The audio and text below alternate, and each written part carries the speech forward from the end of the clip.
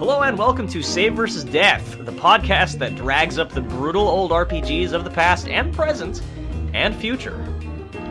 With me are today's victims, Alex and Josh. How you guys doing? I feel like I'm on a game show. Is that what I'm supposed to be feeling like? In a sense you are, except there's no prizes for victory. Technically there's no substantive punishment for failure either, but failure is more likely. Sometimes, as in when you're creating characters for Hackmaster, failure is just kind of part of the package deal. So usually when we prepare to do these things, you know, I kind of have some fair warning. I have time to prepare Steel my yourself? soul.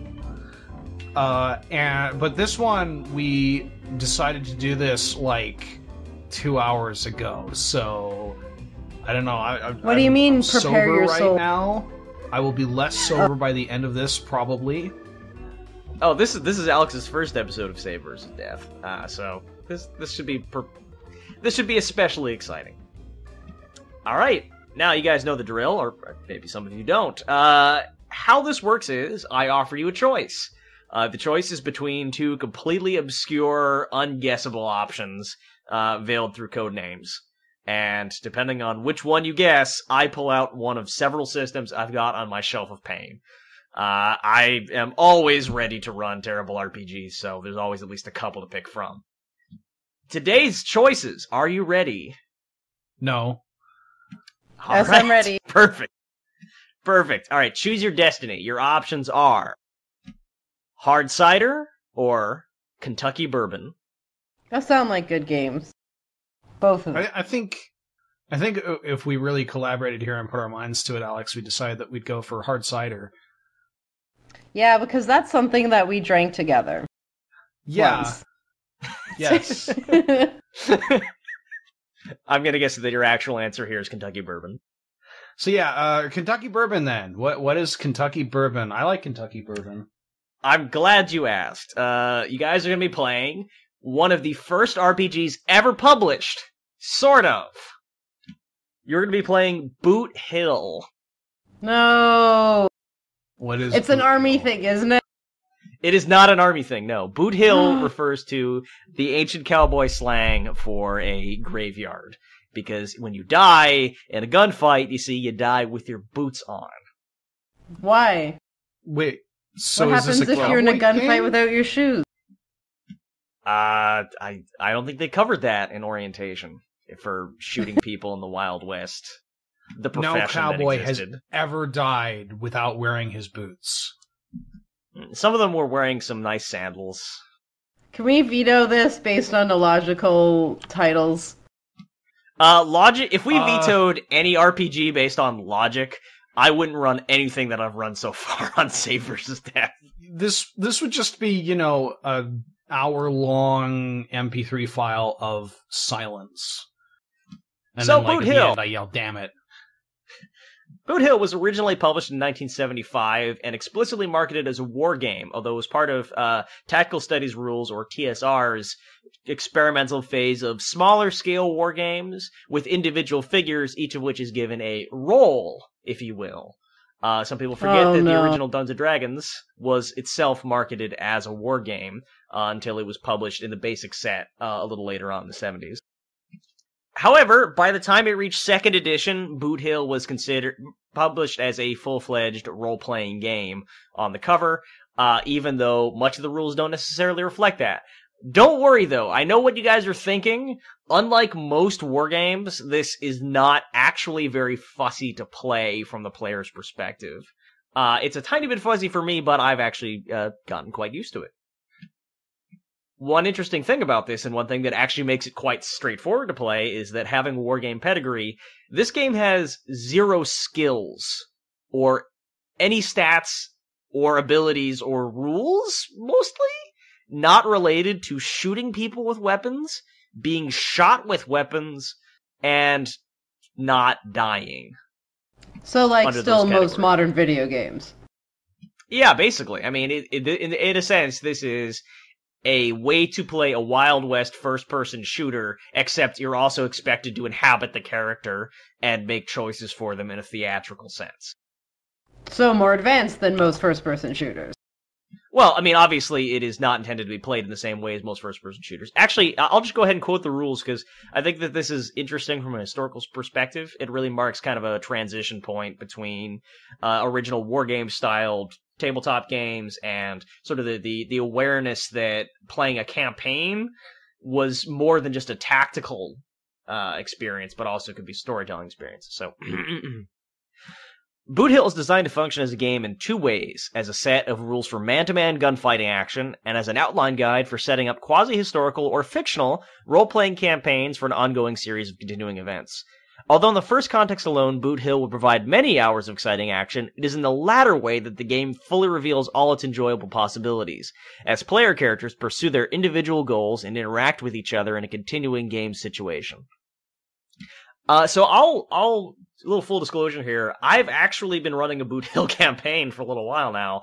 I debuted it as kind of a joke at a one-shot party, and the players were sufficiently enamored with it that they wanted to keep trying it. So I'm a little curious to see what you two make of it. Okay, wait, hang on. There's got to be a catch here, right? We don't. This is the podcast where we play really bad RPG systems. Okay. It is. Are we going to get bamboozled? There's technically two interpretations of the save versus death credo. One is that you play bad RPGs. The other is that you just play RPGs in which you're extremely likely to die. So if it's not the first one, guess what? Uh-oh. This game is probably one of the more lethal RPGs I've handled. Not in the sense just that it's got death as a frequent outcome of adventures, but just that it is very egalitarian with its sense of who is likely to die in a gunfight. I'll just break it down for you. If you get hit, I did like a rough and dirty estimation of the math. If you were at any point hit with a bullet, or a knife, or any kind of weapon, you have about a 12% chance of just dying outright, regardless of how strong your character is.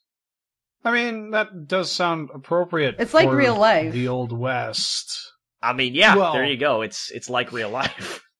It's like maybe like real life with a modern healthcare system. It's actually better than real life if you were in the Old West. Oh, don't get me wrong. I'm just talking about instant death. You can also die afterwards. Although there are no rules for festering or for diseases. Although I think that there's kind of a gentle implication that this sort of thing might be open to GM Fiat. But you can certainly die from wounds that do not immediately murder you. I'll get into how that works a little bit, because it's actually fairly straightforward to explain. But in the meantime, are you two ready to create your gunslingers? Yeah. I mean, no, but are we ever?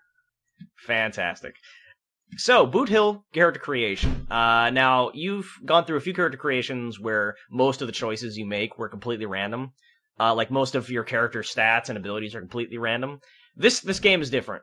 All of your character stats and abilities are completely random. Yeah, so it's more of a that's how life draw works, your you know? character card out of a deck kind of thing. Yeah, pretty much. So 100% of the dice in this game are percentile dice, which is to say you roll one 10-sided die and another 10-sided die that's marked with like zeros position, like for 20, 30, 40, etc. And you just sort of consult them both together to get a number between 1 and 100. All of the dice rolling in this game is done that way. And in character creation, this means there are various tables which give a very loose, rough bell curve of abilities in various relevant categories. And as player characters, you adjust them positively in a certain direction depending on how poorly you rolled. So that your character will never be abysmal in any category, which is actually fairly generous for this era. But there you go. The compensatory factor is that the game includes fastest guns in the West, which are pre-made characters representing authentic gunslingers. And nearly all of them, I want to say, have stats that are literally impossible for a player character to ever achieve. Neat. So, since this game is 100% random, it would make a lot of sense for somebody to have created an automatic character generator online. Nobody's done so. So I did. Did.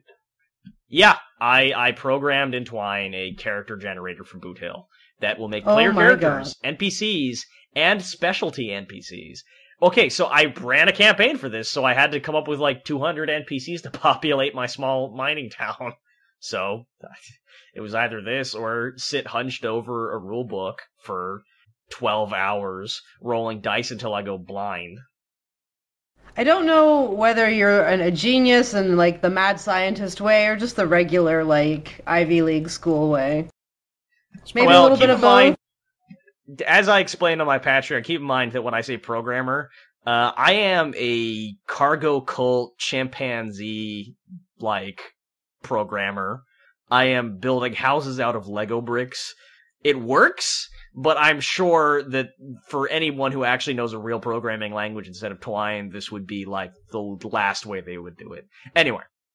You're a fighter with an enchanted wish bracelet, not a wizard. Yep. Anyway, since character creation is completely random, I'm just going to click this twice and tell you guys what characters you get. Item by item. Neat. Okay, 1 second. Okay, Alex. So, the first thing that I roll, and you don't have to write any of this down, I'm just going to keep your character sheet up for you. If you want to, like, make a note of it, you can, but all the important numbers for, like, how you hit and stuff, I'm going to be rolling, so we'll just take it from here. Alright, so your character, for speed, which is the first stat, rolled a 90, and that is very fast. It is very good. And the fastest gun in the West, no contest. What your speed does is it gives you a bonus to your first shot determination number, which is a number that you modify for every single weapon you own that determines how quickly in the round you act. So, sounds great. Sounds really important. It is very important. Josh, you rolled a 47. Yay!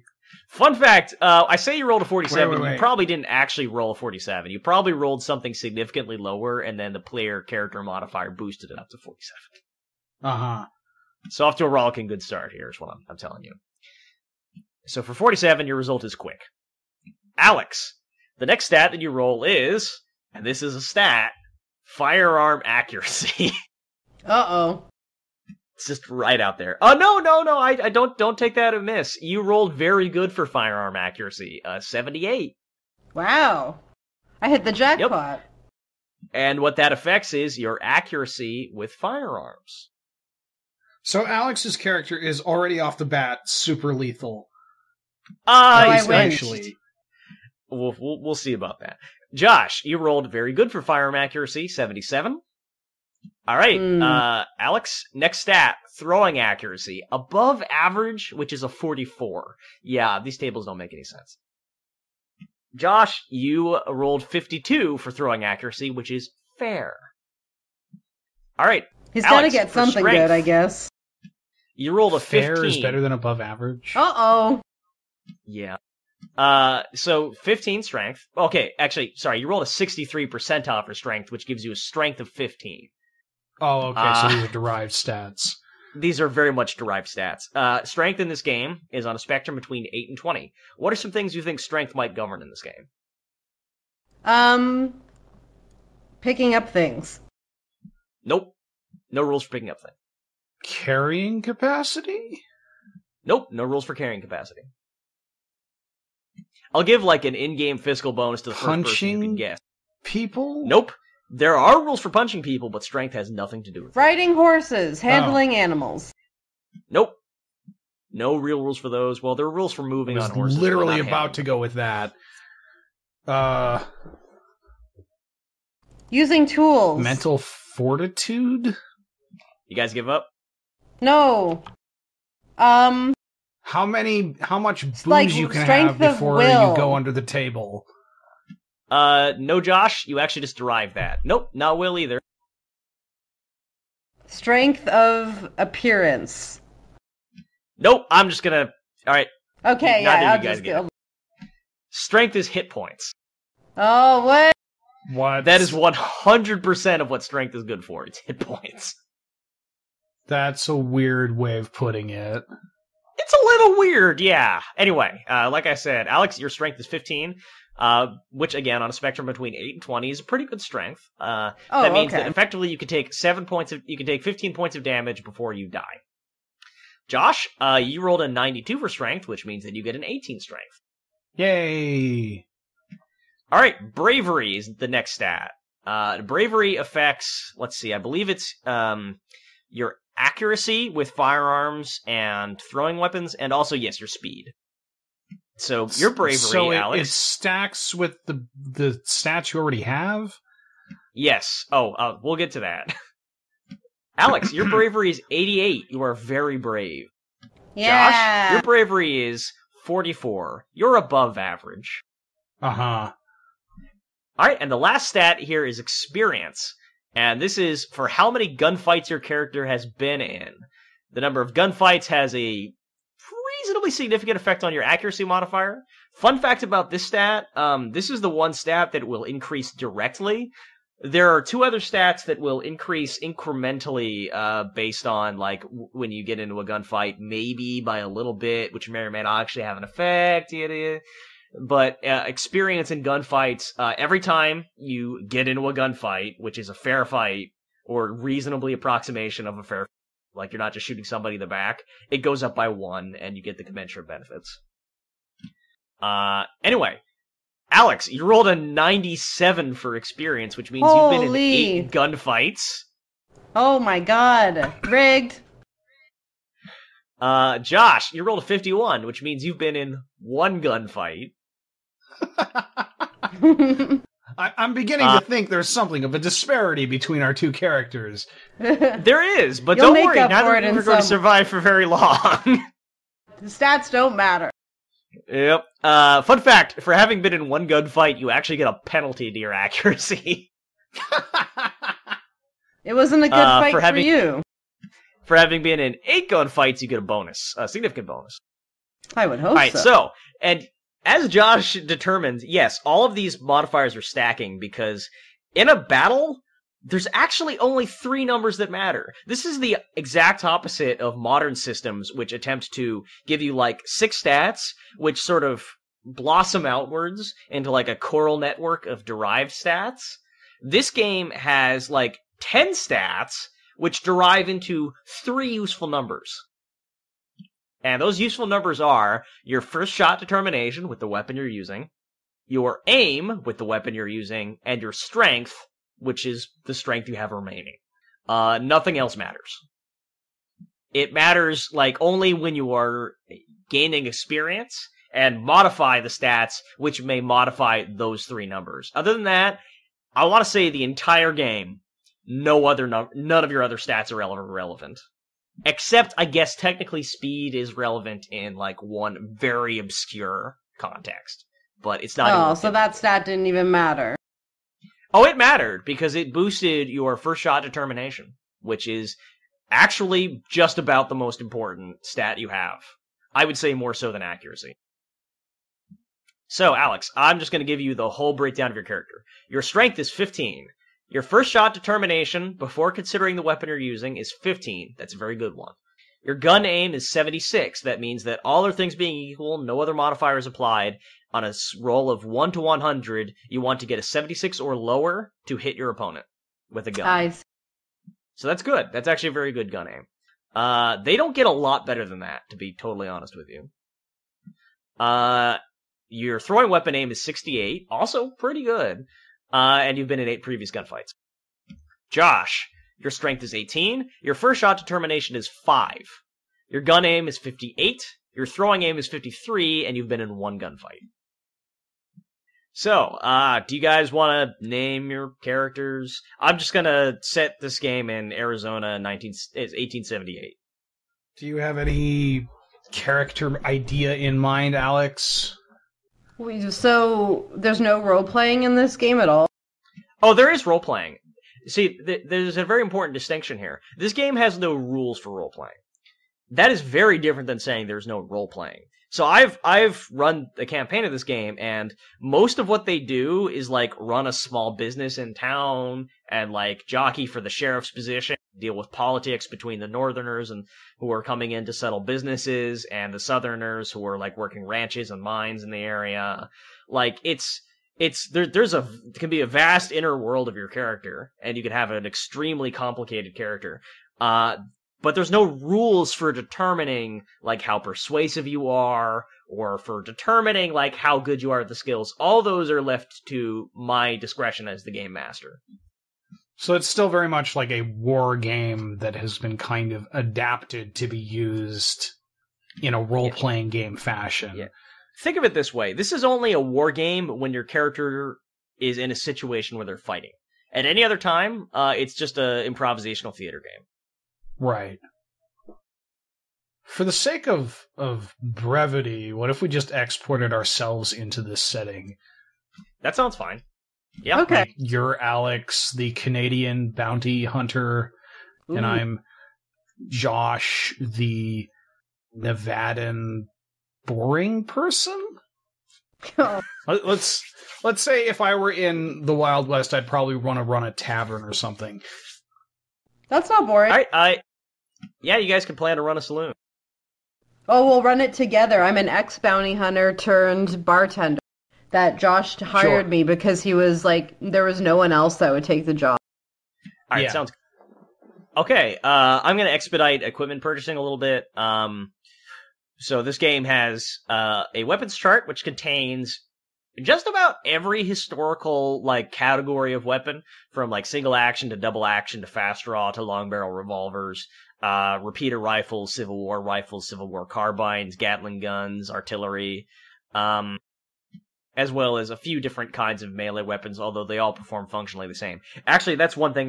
So I'll just tell you this. In this game, almost every weapon does the same damage, which is to say, when you hit somebody with it, whether or not they die is not very relevant, depending on the weapon. The only exception is shotguns. Shotguns are slow weapons, but they can get multiple hits on an opponent when you only roll to hit them once. So that's kind of the difference. And obviously, how devastating they are depends very much on how close you are to your opponent. So basically, the question I'm going to ask you is, do you want your character to be slow but good at long-range combat, or fast but very much like attuned to like close-range combat, or somewhere in between? Oh, I thought I was good at everything. You are good at everything, but what kind of weapon you pick so the only two operative stats really on any weapon, well, there's three. One is your range, which is, like at what range it is effective and at what range you start taking penalties to hit. So if you're hitting somebody at like 60 yards with a rifle, that's going to go a lot easier for you than if you're firing like a pistol, because the pistol is inaccurate and you're just going to take all kinds of penalties in your dice roll. Right. I'm going to pick close range because we're at the bar, and we're going to need that maybe under the table. So you want a shotgun, which is going to... Yes, okay, definitely. so there are two ways... Yeah, okay, double-barreled shotgun it is. Alright, I'm making it simple. With this double-barreled shotgun, you can fire up to twice per turn. If it takes a full turn to reload the shotgun. How about you, Josh? It's worth mentioning this game has rules. Okay, that sounds good. I was about to say, it's worth mentioning this game has rules for firing two pistols at once. Oh, really? It's not advisable, but it's possible. That means you should do. Well, yeah, we're not here to You're do gonna the die advisable anyways. thing. I'll do double pistols, which I assume would be closer range than long range. I'm going to give you two fast drop revolvers, which is, I think, probably the best pick. A lot of these pistols are not actually like... There's no reason you'd want to buy them particularly. The only scenario in which you'd really want them is if you have a really esoteric desire for slightly longer range weapons, or if, more probably, you're getting it off of somebody who's dead who didn't have access to an equipment chart at character creation and just had to give whatever shitty revolver he found or bought from a corner store. It's a common problem for people in the West who just don't have access to that kind of stuff. Yeah. Really, people who are characters have a huge advantage over people who are not characters. Yeah, exactly. Yeah. Okay, so the other two effects, just so I can get out of the way, for what weapon you pick are your rates, your rate of reload and fire, which are how many times you can shoot it per round and how quickly you can reload it. how many bullets you can reload per round, and your weapon speed, which determines what bonus you get to your first shot determination number. Josh, you can fire up to 3 shots per pistol per turn. Neat. And you can reload them at the same rate. It's worth mentioning when you do this, the first shot is not less accurate to hit, but each subsequent shot takes a penalty to hit. The reason why you wouldn't want to do this every turn is because then you end up with empty pistols and you need to reload them. Right. But honestly, in close range, most of the time it's worth it.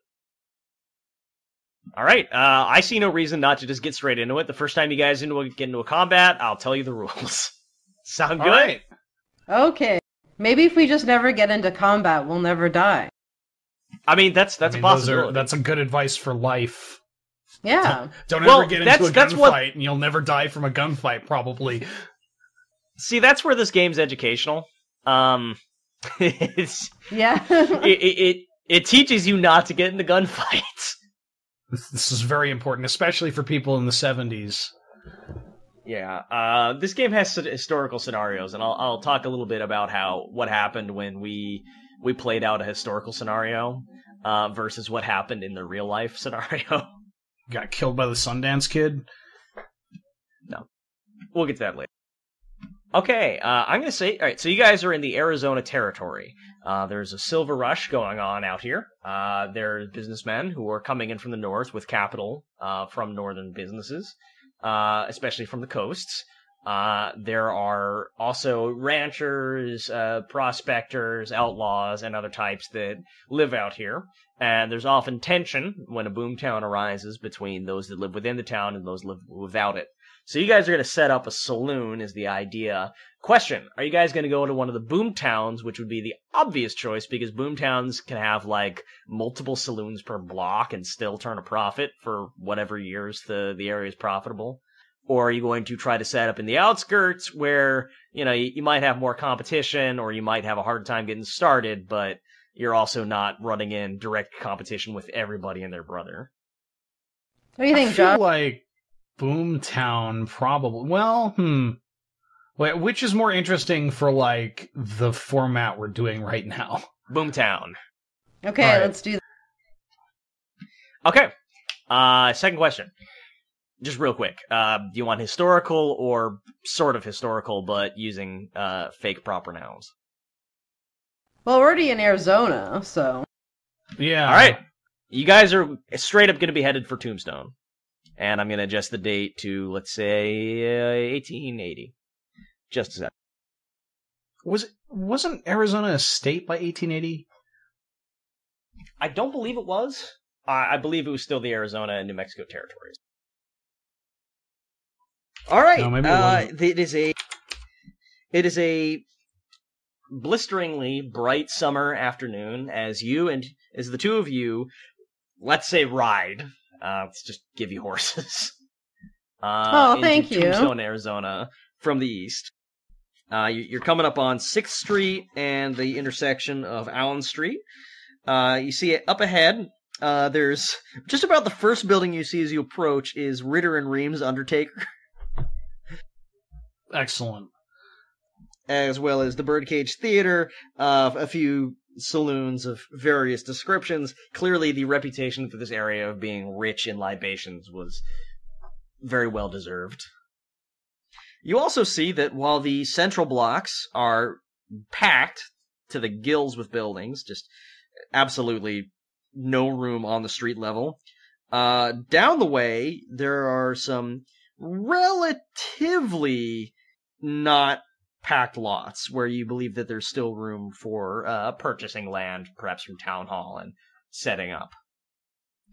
So, you guys have been on the trail all day, you're kind of thirsty, kind of hungry, just about running broke, but hopefully you got a little bit of money to get started. What are you guys up to? Let's just cut to your character. Well, we probably ought to head to the local saloon. Isn't that where we live? Well, we haven't gotten one yet.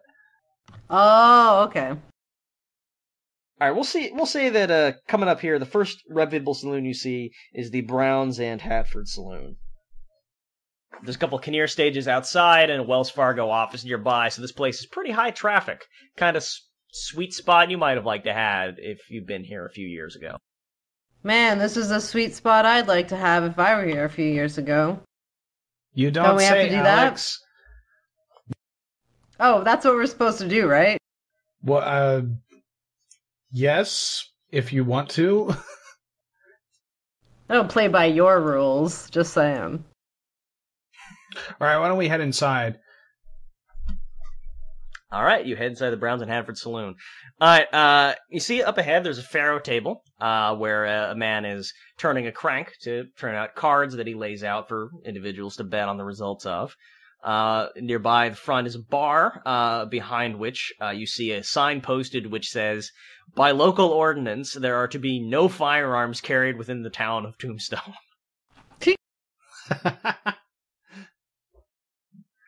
You glance at my gun belt, but don't make any move to disarm.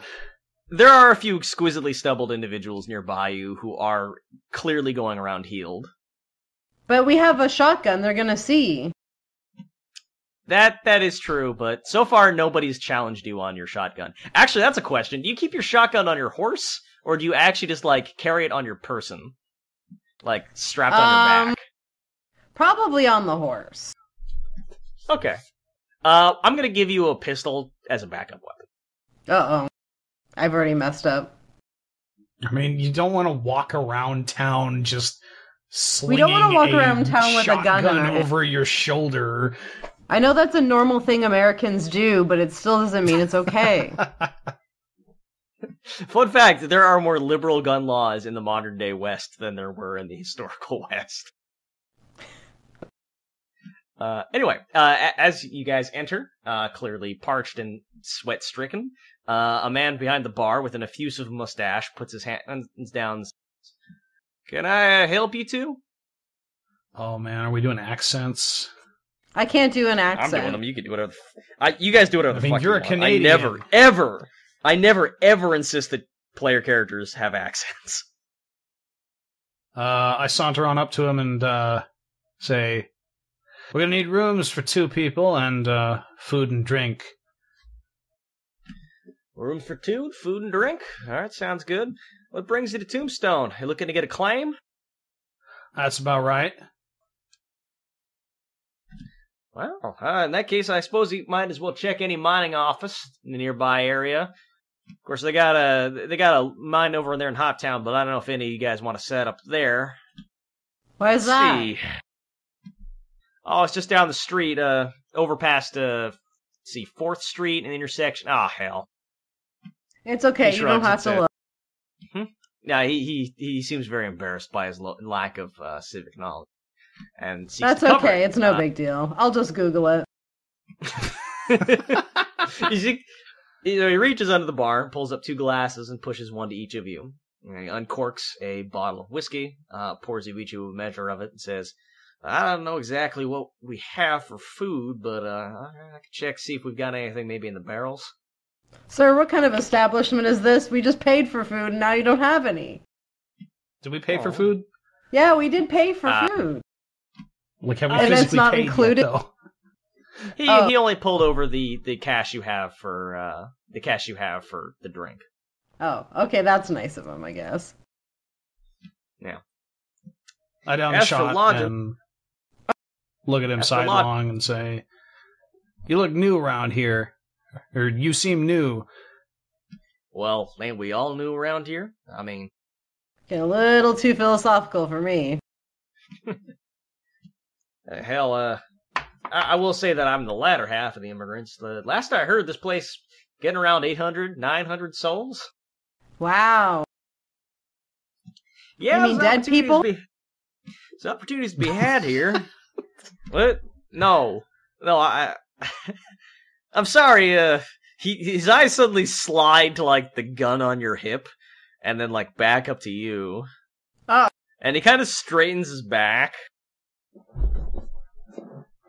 And he's like, I don't mean to go telling tales out of school here, but there is an ordinance within the town where you're not allowed to openly carry firearms. Not as many citizens care exactly. Sorry, I didn't know. I'm new. Aren't we all new? Remember you said that? Well, yeah, that is true. I mean, you got a point there, really. As he's wittering on, now I'll slowly put my shotgun somewhere where people can't see it, like under the table or something. Like on my lap, under the bar. Out of the lap where the double-barreled shotgun is invisible. Well, if you're kind of on at the table. All right, as you're having this conversation, you hear the swing of the saloon doors behind you, and you hear someone mutter, "Right there." Well, and then hear shoes on the boards behind both of you. The throat clears again, louder. I turn around to look. Well, I look over my shoulder. All right, standing there is a balding man with a black mustache, dressed in a nice suit. He has a pistol, and his hand is near it, but not exactly on it. It's like, excuse me, allow me to introduce myself. Who's he talking to? The two of you. Oh, okay. Definitely the two of you. My name is John Harris Behan, and I am the sheriff of Yavapai County. I was the sheriff of Yavapai County. I'm not yet the sheriff of this county, but am in the running, and I've been, in my capacity as undersheriff, I've been asked to check out the two of you. You see, we do have an ordinance against firearms. The Old West is very dangerous, you see. But I mean, the modern West. The West that we are currently in right now. Very dangerous, and we wouldn't want the two of you to accidentally get into an exciting gun battle. It's a trap! We've decided that the best thing for people to do to avoid the possibility of a blood-raising, systems-testing gun battle, by system I mean, of course, the fresh, baby-faced system of law and order that we have out here in our American frontier, is to have all visitors surrender their firearms immediately upon entering town. I would not press the point, except that apparently you've got two pistols, and apparently you're carrying a double-barreled shotgun just on your lap. And no. See, even in a town like this, that's conspicuous. I asked one of the other undersheriffs, who does that? Who carries two pistols on their hip? Well, it seems I do. Well, what if I were to ask you to surrender those to Town Hall, which you could go to collect them if you ever wanted to go back out into the Badlands? I glance around at the other people in the bar. What about the rest of them? Well, you see, these are non-important characters in this saloon, you see. I generally don't pay them any mind. It's a tutorial guide, Josh. Just play ball. Actually, I'm kind of hoping Josh will shoot him. I lean over to Alex. Don't you have your bounty hunter license still? Yeah, I think so. I didn't sell it off yet for, all the booze bills we racked up over the years going from town to town. Sell your bounty hunter license. It's the only thing I have left, but I still have it. Sir, I have a bounty hunter's license. I'm just pretty much doing your job, only just a different title, so you know how it is, right? But actually, no, that's much more dangerous and important than my title. I am basically a pencil pusher. I never even fired this thing. You still do good work. You still do good work that should be respected. Well, actually, since you are a bounty hunter and thus a very important and dangerous person who is likely to get into exciting fights, I have a bounty that I am interested in seeing claimed. I don't work for Bounty Hunter Inc. anymore. It's just like, it was a long time ago, I'm out of practice, and I'm kind of old. And that's why I'm doing the drink thing instead. The drink thing, you say? Yes. Somehow she found it much more economical. Right. He just, looks left and right and then leans in and is like, all right, I'll level with you. Is there any way I can get you to go after these dangerous individuals and probably die in the process? Just to demonstrate our Western system of law and order. We want a plot of land and $200. Done! Plot of land on Main Street and $200. With a Done! nice river view at the He back. starts dancing a jig and turning in circles while screaming, "Done, done, done," at the top of his lungs. Meanwhile, while your rewards are being prepared by City Council, because, after all, a plot of land in this boom town is very much worth a single afternoon of work, he provides several posters. He says, alright, well, now, most of the time, in this kind of milieu, we would actually want individuals alive, but that's too inconvenient with our present system of law and order, so we will accept absolutely any state for these individuals. Honestly, if you tell us they're dead, and we just look into your eyes and sense, yeah, you probably did kill them, we will take that as a victory, and award you your proper reward. Do you have any details about who these people are? Oh, As a we could matter just go. of We don't fact, need I that. have several details lying right here, but you guys seem like you're in an awful hurry, so I'll just give you the location. Yeah, we're in a rush. Alright, you're looking for Hayfield Ranch, which was the prior residence of Jonathan Hayfield, and is the current residence of just people who are there. Presumably you'll get there, and they'll be the right people, and you'll kill them, and it'll be okay. It's You not say that God like is watching maybe the not. clock. If not, hey, it's the Arizona territory. Shit happens. Alright. So do we go now or stay overnight at the saloon or inn or something? Up to you guys.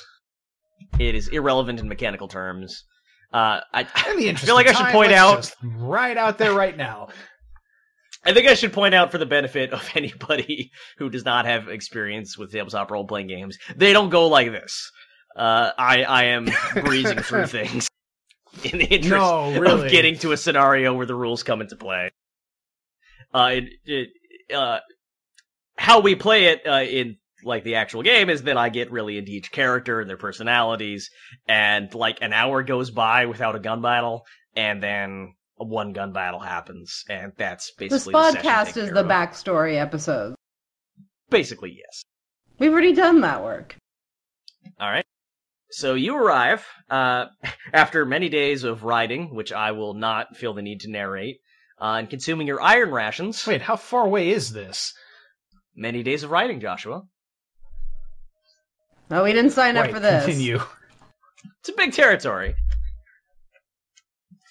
Finally, you come across a fork in the road down which you can see in the scrub and dirt a black speck on the horizon, which you believe is the ranch you're headed for. The area is as vast and featureless as, say, the average tabletop. What an interesting description. There any, oh wait, we don't have any long range skills anyway. I was thinking, oh yeah, we could maybe get up on a shoot them, but no. We ride right into the ranch. Alex, is this accurate? Yeah, but pretty accurate, I would say. Okay, let's get into it.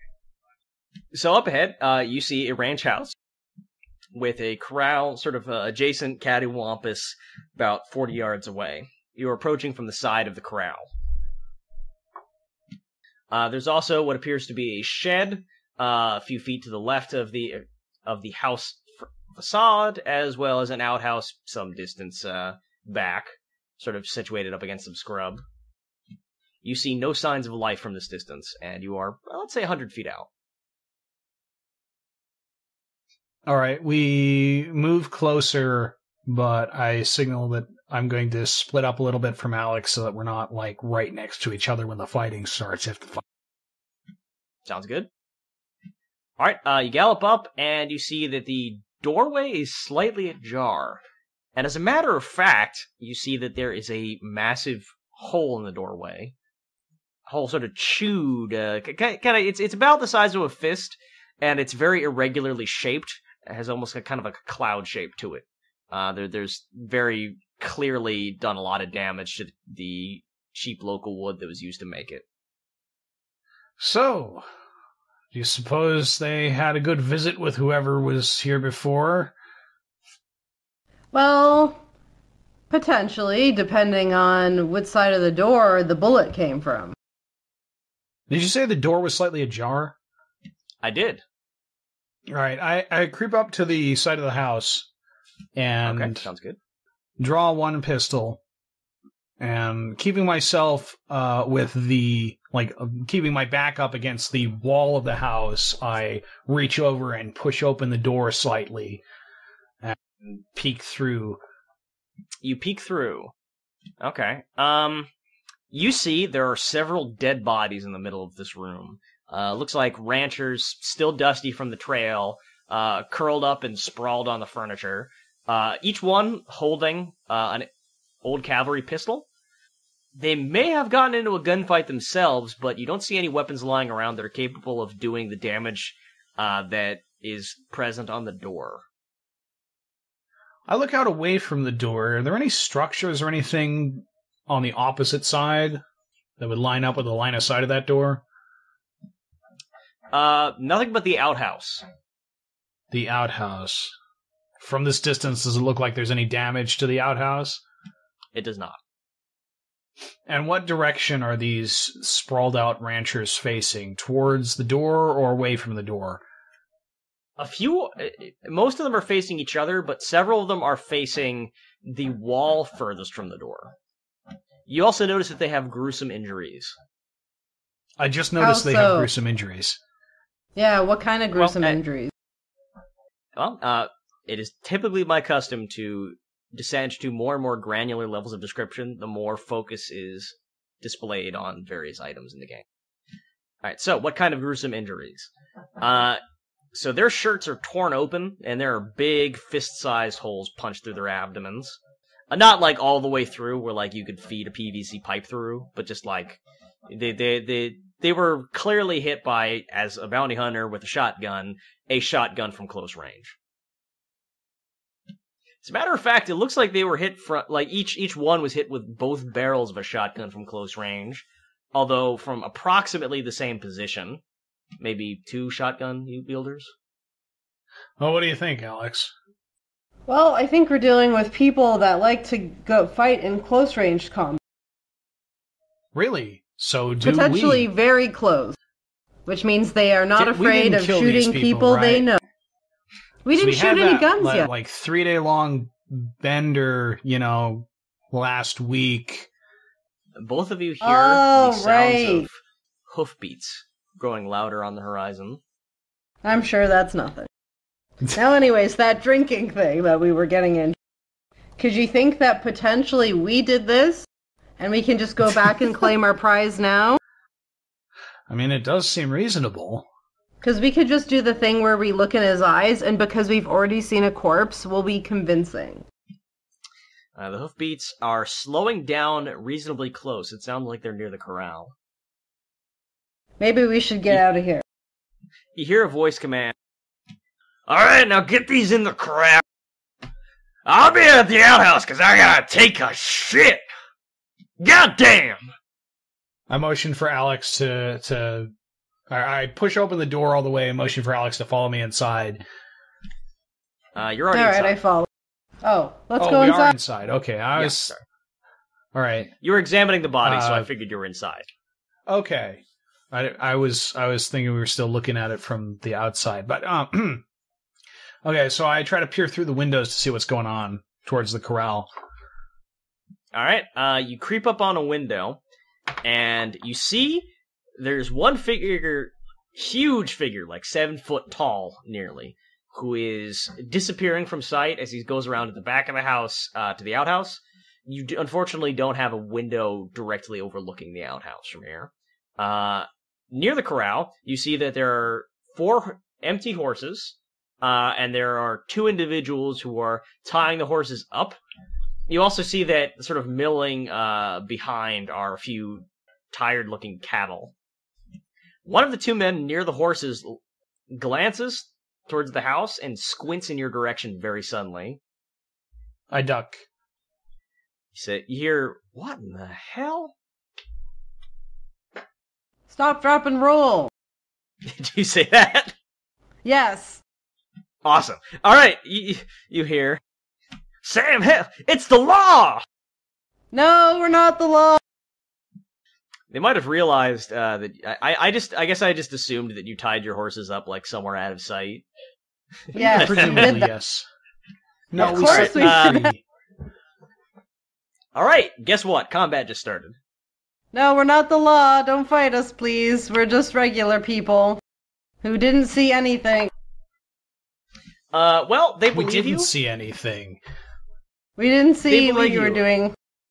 However, unfortunately, the person closest to you has sort of unexplored issues, which he finds that he can only explore out here in this lawless frontier with the smell of gun smoke and the sight of someone writhing on the ground. And his buddies, they're not actually violent, but they're also very inassertive, so they tend to follow his lead.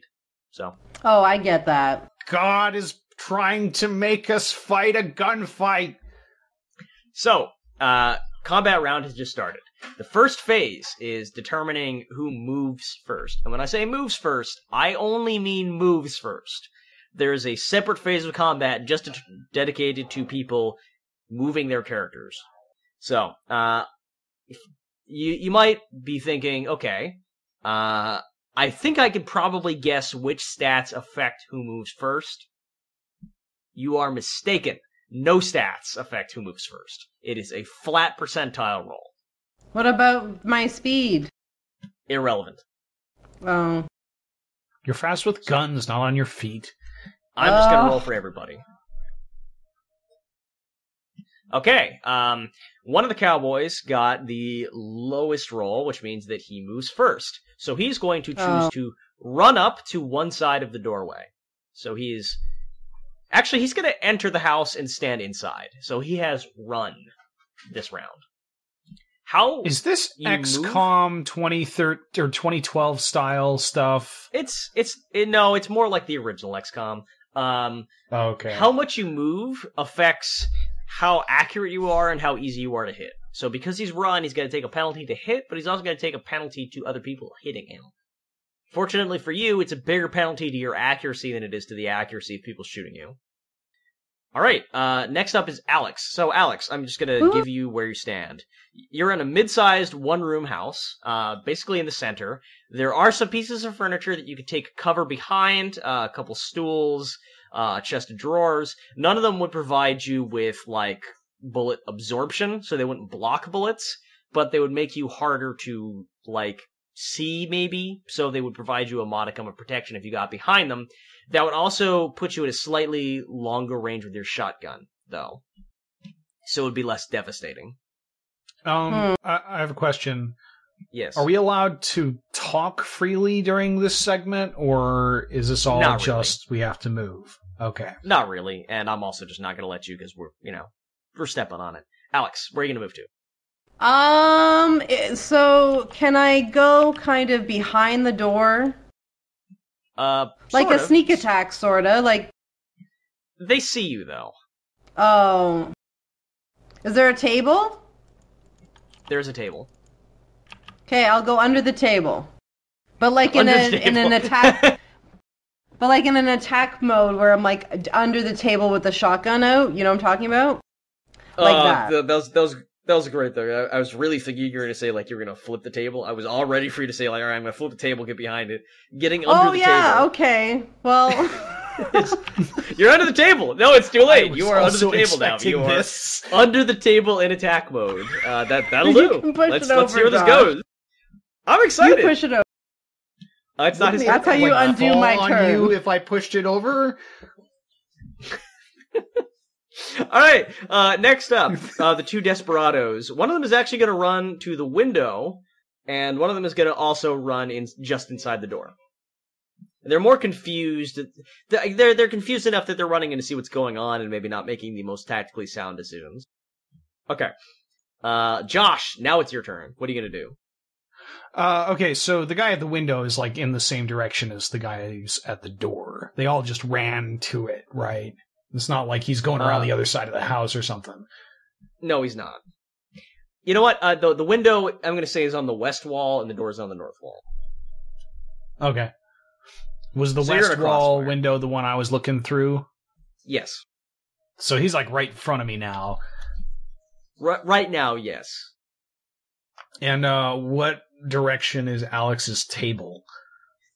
If you flipped it, it would be blocking the door, probably. No, I mean, what direction from me is Alex's table? It's in the center of the room. So okay. I run over and kick Alex's table over and take cover behind it from the guys at the door. Yeah. Well, hey! Okay. Alright, that's everybody's movement. Which means thanks, that now we Josh, get to... for fixing my goof. Alright. Next we get to first shot determination. Now, this is not a roll.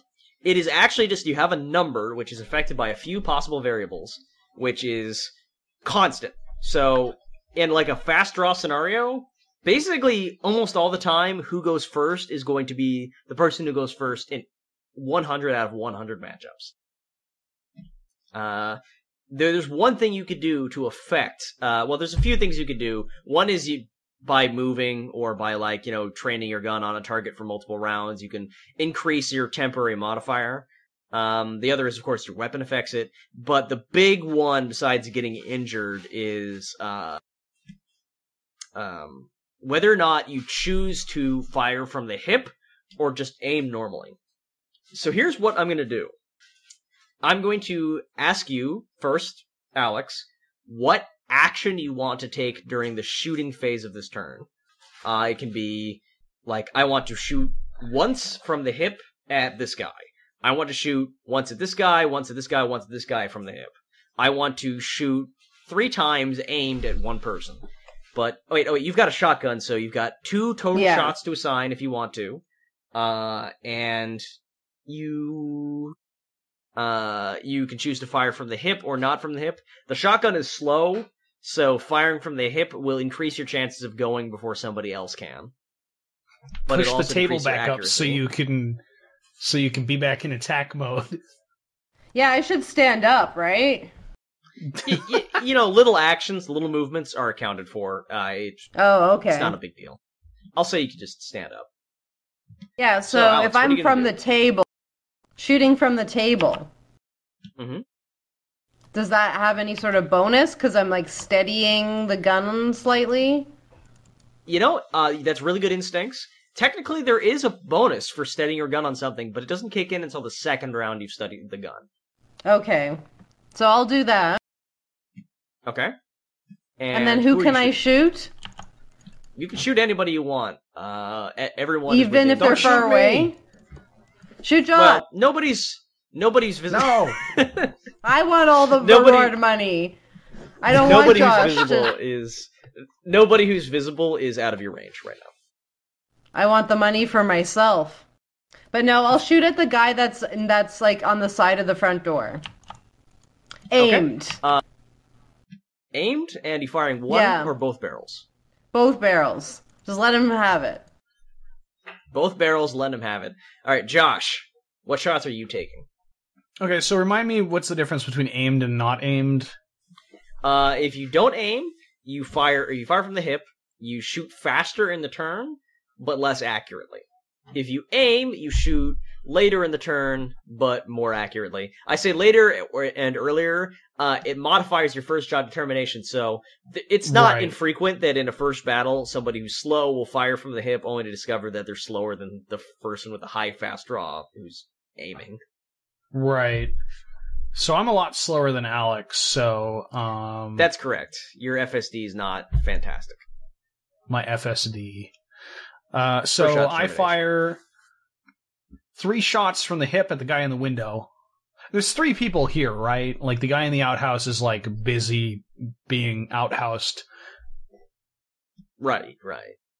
So I fire 3 shots from the hip from one pistol at the guy in the window, and 3 shots aimed at the guy that's at the door that's not the one that Alex is shooting at. Awesome. All right, and now what I do is I go through and I quantify everybody's first shot determination to find out who goes first. Josh, I'm sorry, can you say once again, were you aiming? 3 shots aimed for the guy at the door, 3 shots from the hip from the guy at the window. All right, that's fine. Okay. My revolvers are 6-shooters, right? Yeah. I'm not actually... The rules don't Okay, actually important say detail. you can fire aimed and from the hip on different revolvers, but I'll just let you do it. Doesn't matter anyways. We're dead. Oh, that's cynical. I just figure that's why you're being loose with the rules. No, Redstone is loose with the rules because he can be. Let's be real here. I am loose with the rules because this game is old and jank as fuck. I mean, this game barely has rules. It's got like 30 pages of rules or something. Okay, and...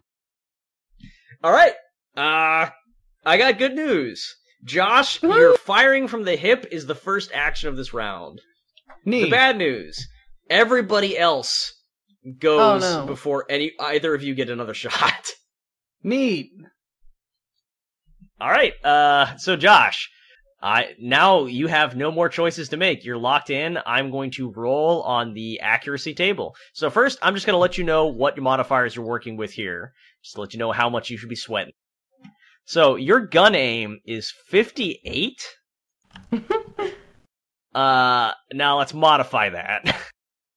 So, good news. You're within close range. That's plus 10. 68. Bad news. Okay, firstly, can you remind me, was this your offhand or your primary hand you were quick drawing with? You were hip shooting with? Offhand was probably quick draw.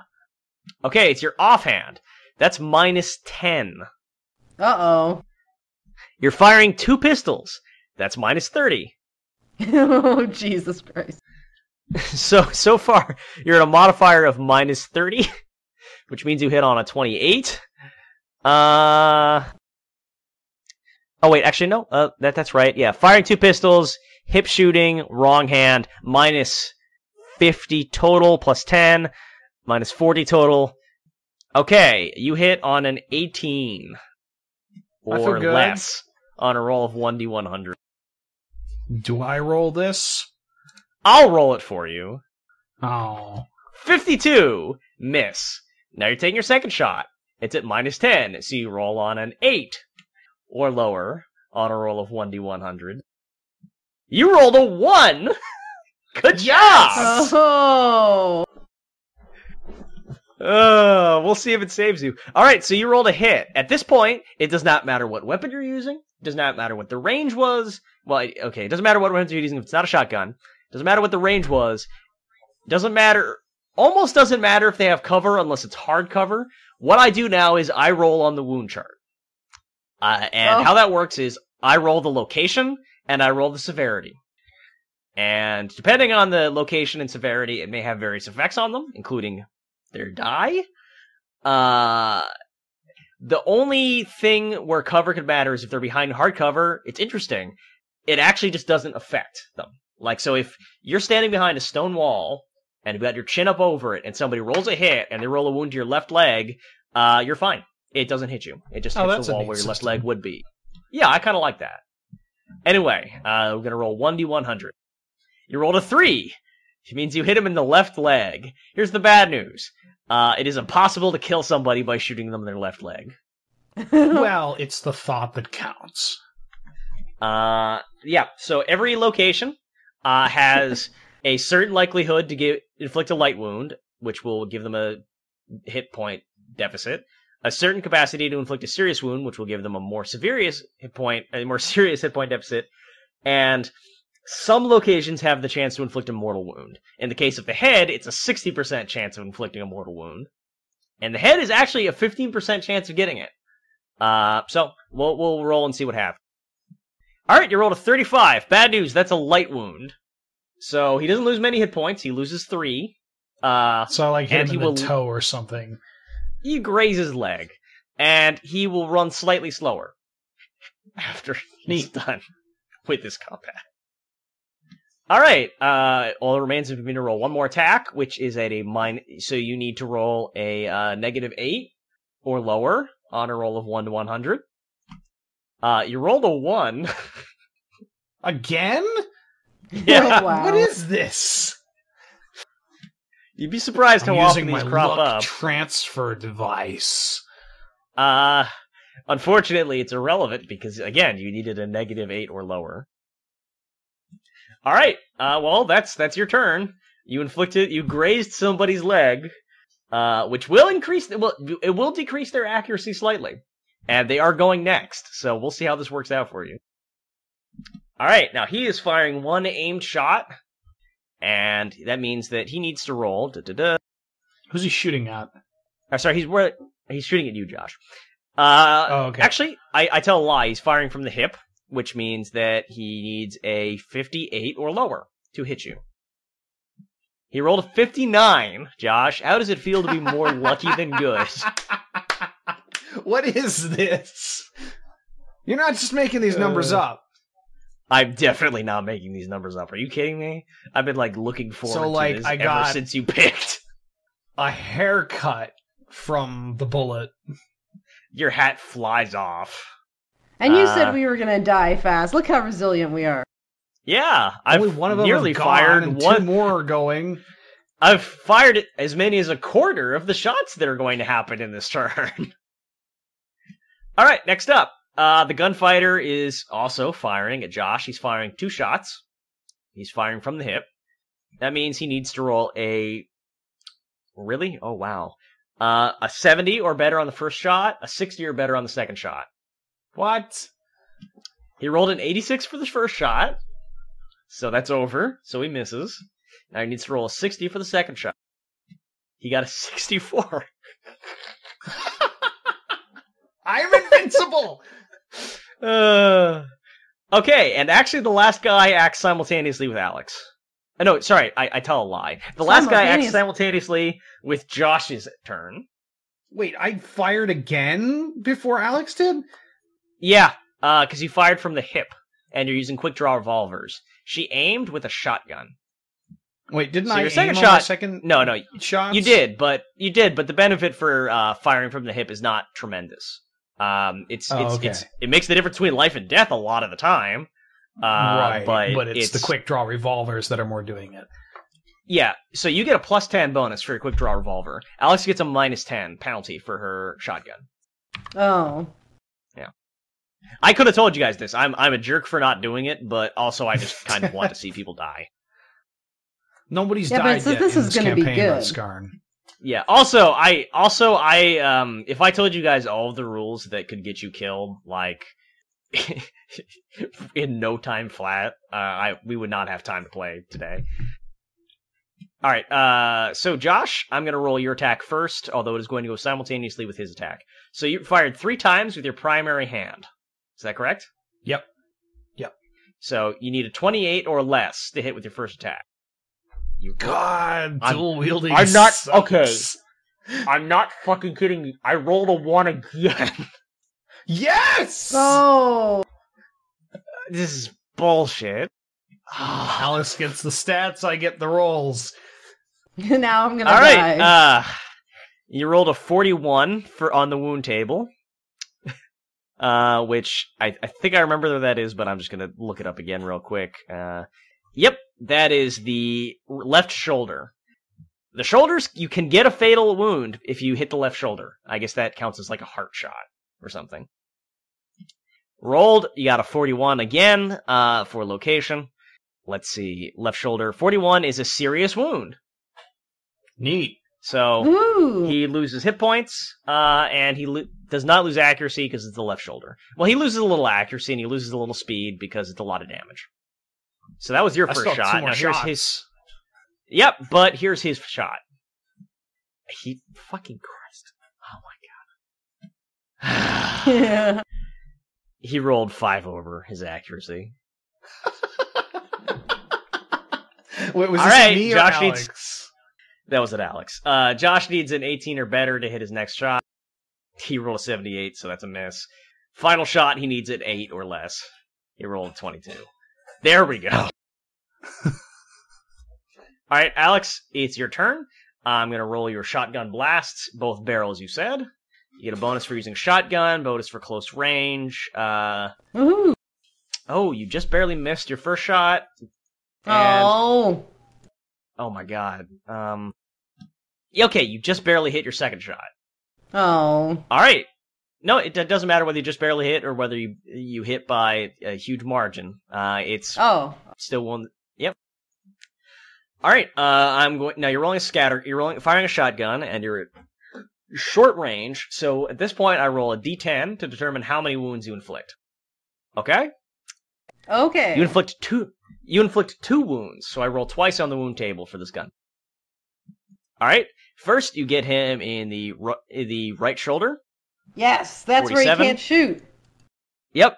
No, that's the arm, actually. It's a serious wound. This guy's actually on his last legs here, so this next wound is probably going to kill him. You rolled a 62 for location. That's the abdomen. Severity, 4. Light wound. Doesn't matter. Still dead. Yay, we did it! So in this round, I dodged like 3 bullets. We wounded everyone and killed one person. Yes. Just about. So save versus death then. Yeah, you kinda did. It's the theme of the show. Scarlet is No. really annoyed by how this has turned out. No.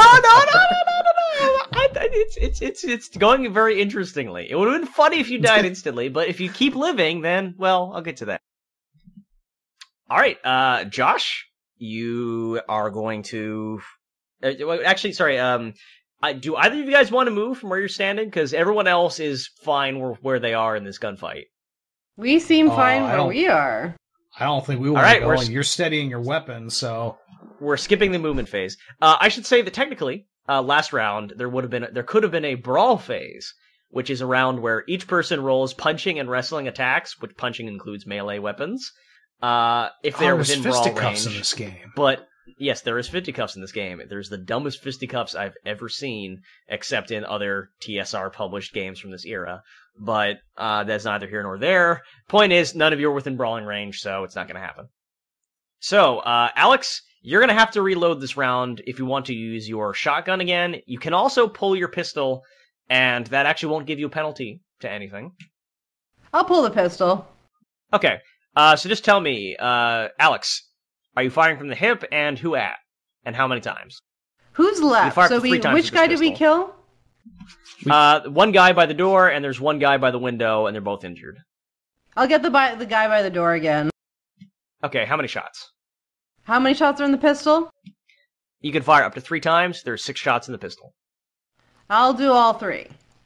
Okay, sounds good. Firing from the hip or aiming? Let's do a hip shot. Maybe we'll get some Josh luck. Okay. And Josh, what about you? I fire all 6 shots at the guy at the window, aimed. Alright, sounds good. Alright. Alex is going to go first by a wide margin, then the guy at the window, then Josh. And then the guy by the door. Oh, no, sorry, the guy by the window, the guy by the door, then Josh. Alex, rolling your shots. Alright, so you are using a quick draw revolver. You're at short range. You are hip shooting. Did you say you're hip shooting or you say you're aiming? I said hip shooting. Okay, target is obscured. Let's do this. 3 hits. Woo! Alright, wound number 1. 37. 37 means you hit them in the right shoulder. Severity 30, light wound. Second hit is to the right leg. Severity is light wound. Last shot is to the chest. Severity light wound. He's still dead. Turned him into Swiss cheese. Hey, that's what they say. All right, So guy by the window would next. shoot. The guy at the window would shoot next, but actually, he does shoot next because he's the guy in the window, not the guy by the door who's just killed. All right, guy in the window fires his pistol twice at Josh. Hit. Location is abdomen/groin. Severity. Ooh, okay, that's a serious wound. You're lucky. It was almost a fatal wound. Damn it. I got shot in the dick. You sort of did. It's -7 strength. Well, I have 18, you now have 11 so... strength. You have more than half, which is an important milestone. It means that you only take models penalties to hit and to speed. Still kind of a pain in the ass, though. Or the dick. Oh, You know what? I fucked up. He actually goes after you because he was injured. Okay, so we'll hold this that is in me abeyance. having a sudden, my life flashes before my eyes. What if he shot me in the dick? Yep. So now I'm going to take all of your 6 shots, and if you kill him, hey, you don't have to worry about your dick. I mean, any more than I usually do. So let's calculate this anew. I'm gonna say he's not 50% obscured. He's by the window. I'm gonna say enough of him is visible to just get the cover bonus. Short range plus 10. You are firing 2 pistols minus 30, so minus 20 total. You are aiming, so no penalty for that. So you're at a, let's see, plus 10 minus 30. Okay. Yeah. Get plus 10 on 3 of the rolls for being in my main hand. No, you get minus 10 for being in your offhand. But my main hand doesn't count? Oh, that's... All right. Your main hand is just default. Your offhand is a penalty. Okay. Oh, okay. I see. Yeah, okay. Okay. Yes. Let's see. Everyone, just wrap this up real quick. You're going to... All right. You need to roll on your first attack a 38 or lower. 46, miss. Second attack, 28 or lower. 84, miss. Third attack, 18 or lower. 65, miss. Moving on to your second hand. You're going to need to hit a 28 or lower. 29, miss. 29, miss. 82, miss. All right, you miss all 6 shots, and now both pistols are empty, and you get shot in the dick. God damn it. Give me just 1 second. This is all going so well. I feel almost like if you had gone dual pistols, Alex, it might actually be viable. Yeah, maybe. But then it's not funny.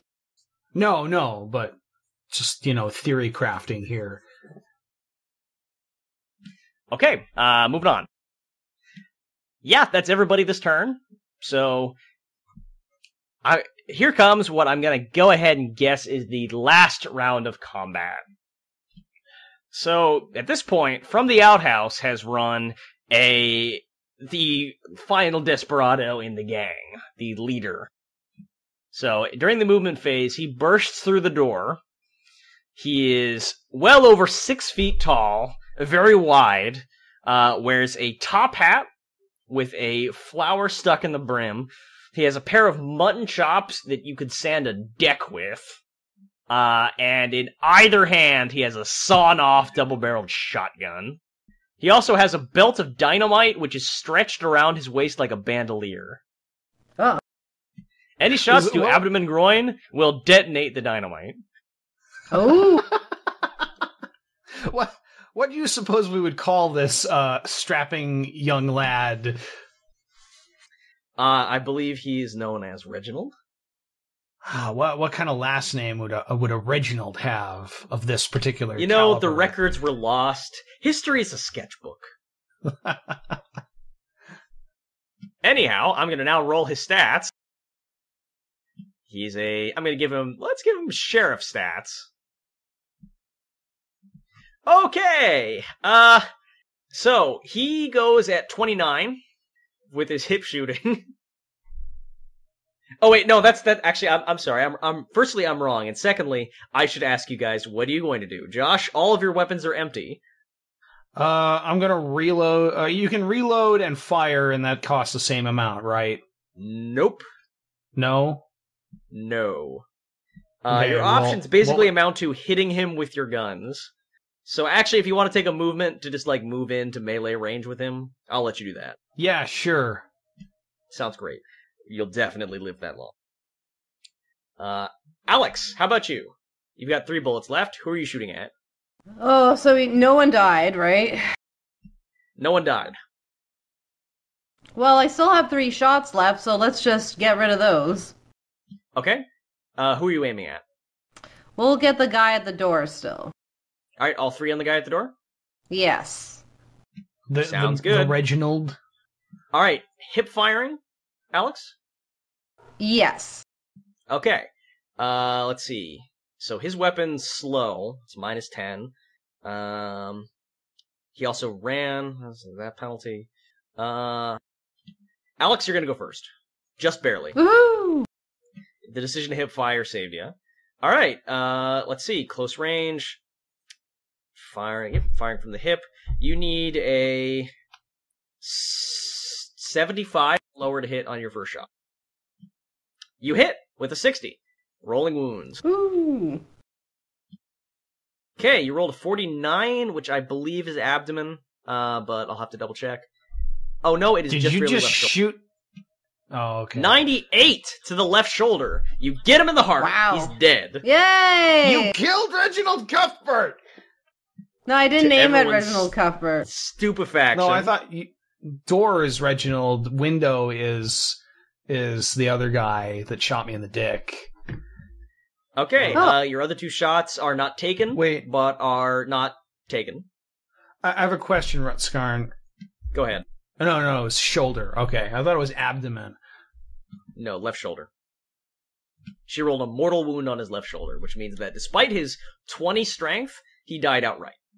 My God. Just think. that could have is been how liter- Reginald Cuthbert would die. Yeah. Just think. That could happen to literally any character in literally any attack. Anyway, speaking of which, the guy at the door fires at Alex. Uh-oh. He misses. The first shot. The second one he hits. He gets a hit to your right shoulder. 35. It's a light wound to your right shoulder. No! Alright, last turn. Josh, are you going to run into melee range with the... You know what? No, the guy at the window throws his gun down. He surrenders. Do you accept his surrender? We win! I actually How just did rolled we his do morale, that? and since his allies died, he failed. I don't know. That was not in your favor. I would think that Reginald Cuthbert dying would make everyone's morale go up. On the other hand, they were kind of hoping on him to die instead of them. Well, that did happen. It did Well, happen. To And now one they're of- like, to all right, one I'm of them satisfied. anyway. Really, he was just fighting long enough, like, to embolden his ally, so that you would kill his ally. Alright, you cash in the bounty on Reginald Cuthbert, go back, start a saloon, and never get into another gunfight ever again. But just to illustrate how this game's experience system goes, each of you increment the number of gun battles you've been in by 1. That means that, Josh, you've now been in 2 gun battles, which means that instead of a -5 penalty to accuracy, you take a -5 penalty to accuracy. Alex, you go from 8 Thanks. gunfights to 9 gunfights, which means you go from +6 to +8 accuracy, meaning that you now hit people on a 72 or less, all other things being equal. Except you also randomly increase your bravery and your speed, by which I mean the percentile dice scores for your bravery and your speed. Just for giggles, I'm going to tell you what modifiers you get. It's different for both of you.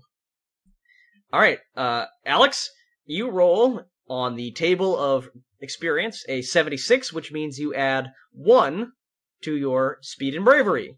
This has Ooh. 0 effect on your character. Josh, you rolled a 56, which means you add 2. This has 0 effect on your character. Yay! Yay! That was Boot Hill. What are your thoughts? That was actually pretty fun. I know, right? If I'd be interested in doing that with a larger group at this point, And an and actual also maybe session. not. Yeah, a campaign that's not just like try to get Josh to fight Reginald Cuthbert and die. Not like a joke session to show off the rules. Yeah. No, it's Yeah. surprisingly fun. And a large part of the fun is that, like, there's a lot of dice rolls in combat, but any of them could kill you, so it's never boring. Well, Yeah, I kinda the like- dice rolls aren't that much. They're like on par with normal D&D stuff. Yeah, I mean, like, in Dungeons & Dragons, also, like, you roll and you're like, okay, how incrementally am I going to injure this opponent? And how incrementally are they going to injure me? Oh no, the fighter lost 5 hit points. I should probably heal them the next round, or maybe the round after that. Yeah. And I would say, though, that if I had went all that trouble to make the character and then they died right away, that would be a little frustrating. So I like your tool probably helps a lot in that regard. Oh, sure. Absolutely. I love this tool that I made. I've used it several hundred times already for several hundred different characters. And I will say that I really appreciate a game in which any adversary can be easily randomly generated. And also, I rolled 3 ones in a row, so that was neat. You son of a bitch. That was legit. I mean, I wasn't just like, if any of you were thinking something like, oh, Rutskarn probably didn't really click the button properly, or, oh, Rutskarn's probably using some, like, Mickey Mouse random probability generator. Yeah, neither to either, hombre. You're just, like, sitting down like, oh, yeah, Josh is gonna pick Kentucky Bourbon, and I'm gonna fucking murder him. And then I was really hoping. What the fuck? I'll be honest, in my cruel, bitter heart of hearts, I was hoping that I would roll the dice and Josh would die instantly. That would have been funny. That would have been funny. Anyway, that's all we have time for today. One final anecdote before I have to go. So I've been running this, as I said, in the campaign. There's actually only been one character death so far. It occurred because there was a sniper firing through a window from several doors over, and they rolled random percentile dice to see which of the figures through the established to be murky and unseeable through windows they would hit. That sniper was also a player character. And the shot went straight through the heart. Neat. That would be worth. Yep. Anyway, that's all the time we have. Like I said, until next time.